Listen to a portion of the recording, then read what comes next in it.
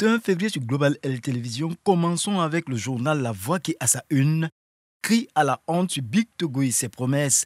L'homme d'affaires ivoirien est ici pointé du doigt sur un déguerpissement qui cause du tort aux habitants du quartier Gretso à Yopougon. Les engins de chantier ont une fois encore surpris les habitants de cette commune de plus d'1,5 million d'habitants. Des dizaines de familles n'ont eu qu'une trentaine de minutes pour tenter de sauver ce qui pouvait l'être. Le reste a été broyé par les machines et englouti sous les gravats. Le journal L'Essor ivoirien est sur un ton différent au sujet de Big Togo.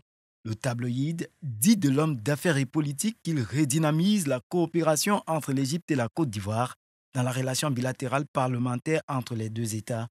En médaillant de sa première page, L'Essor révèle que la date du début de la CAN Maroc 2025 est déjà connue.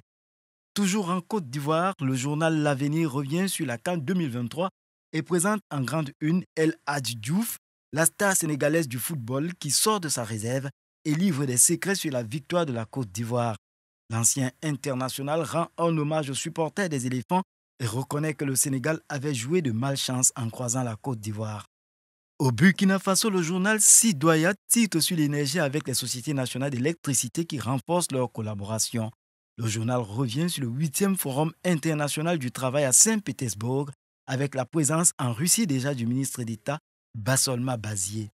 Au Cameroun, le quotidien Mutation titre « Le maître et le disciple ».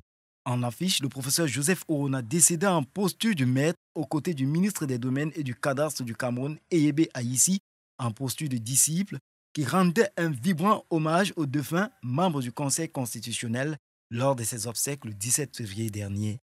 El Watan, le quotidien algérien, tourne quant à lui son regard vers le Proche-Orient et indique à sa une qu'Israël viole le droit international.